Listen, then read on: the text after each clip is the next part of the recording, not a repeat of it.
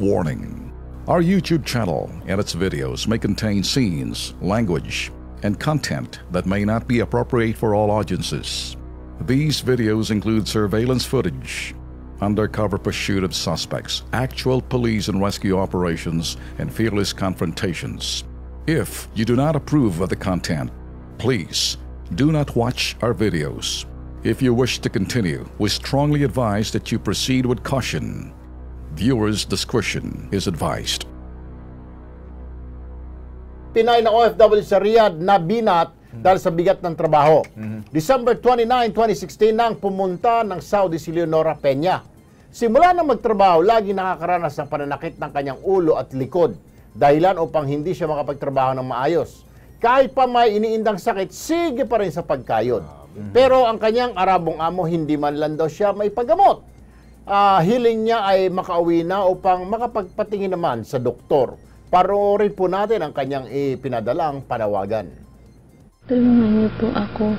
Noong June 13 po ng gabi, pinagawa po ako ng amo ko ng video. Sabi daw po ng agency ko, kailangan kong gumawa ng video na sabihin good ang family nila para daw po bigyan sila dito ng kapalit kong worker. Kauwi na rin daw po ako. Yun po ang pangako daw ng agency ko.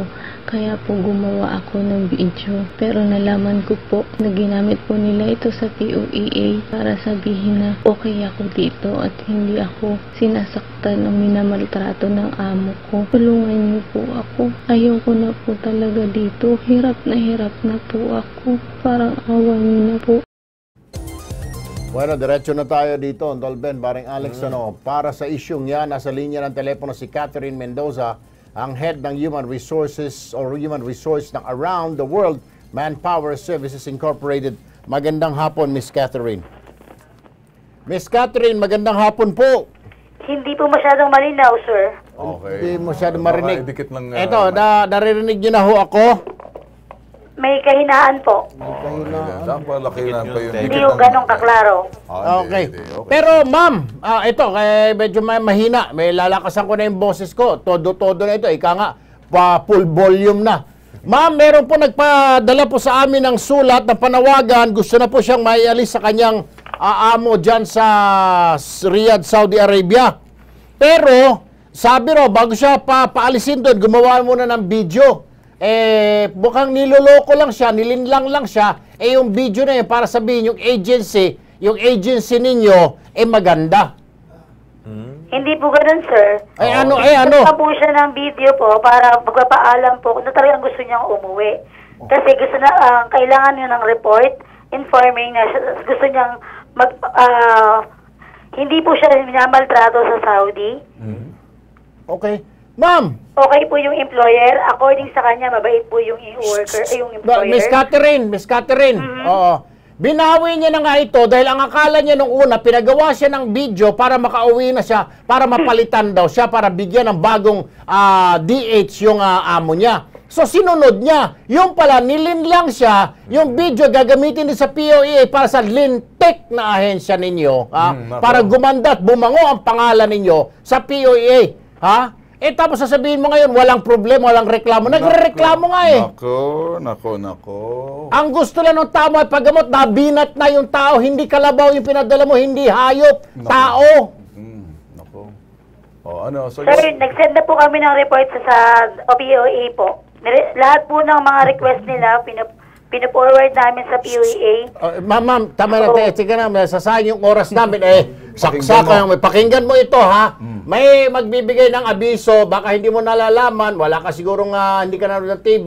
Katabi ko mismo itong head ng advocacy ng OWA na si Miss Josephine Tobia. Ma'am Josephine, narinig niyo po yung reklamo ng OFW, narinig niyo itong agency. Ano ho masasabi ninyo, ma'am? Miss Catherine, gawan niyo na ng aksyon na yung FRA ninyo makontak at nang makaalis na itong si OFW para makauwi na siya. Okay po. Ma'am, dyan po sa report namin sa POEA, ay, biglang bumait! Walang objection po yung employer na pauwiin siya. Yeah, ang kailangan lang po is matapos yung Ramadan, which is yung government po doon is sarado po ngayon para, o yung oras po nila, hindi ganun po parang hindi po dire-diretso yung oras nila. So, may oras po kasi yung opisina doon. Oo, isang linggo na lang yan. Yung work nila is after ng Ramadan. Oo, isang linggo na lang yan. Opo, which is, yun naman po ang pinangako ng employer sa amin na mag-email kayo sa amin. Yan after Okay. Ramadan. Okay. Yan din na sinabi namin sa worker po. Catherine, ako naman magsalita. Ano? Siguro naman narinig mo ako. Narinig mo ako si Ben Tulfo kasama si Alex Santos, si Tula Erwin. Live tayo sa PTV4. Narinig mo ba to? Andiyan ka pa. Live tayo sa PTV4. Kaya napapanood tayo. Naintindihan mo, sa stasyon ng gobyerno, kasamang OWA, kami mismo. Kanina kasi, dinideny mo. Alam mo, malapit na matuldukan yung inyong kalokohan dahil itong mga lisensya ng mga agency na kapareho nyo, abay, diretso na sa labor. Department of Labor. Hindi na yung kapareho, niloloko kayo dyan sa POEA. Akala ninyo, maloloko yung tao. Malapit na matatapos ang maliligayang araw ninyo. Yung mismo sa Secretary Bello yung nagsabi niyan. Anong say mo?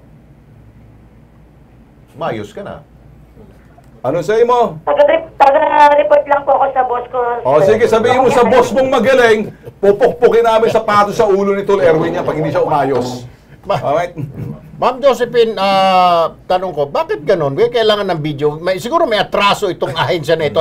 Kaya pinadala pa sa POA. Sabi na, parang under duress. Magsalita ka ha.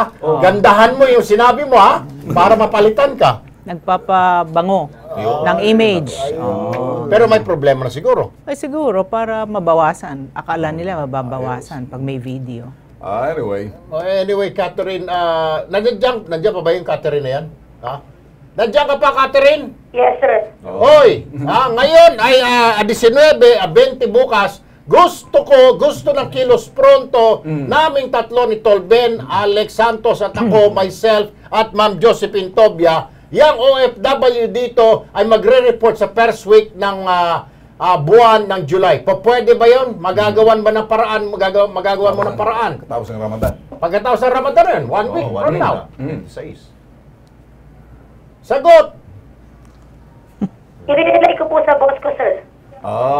Hindi po kasi ako may-ari ng agency, which is, i-relay ko po yung napag-uusapan po natin. Sige na, huwag na natin Pero sige, may marami pa tayong commercial, may mga King's Herbal, may mga DOT pa tayo. Sayang yung oras. Larga! Sige, larga.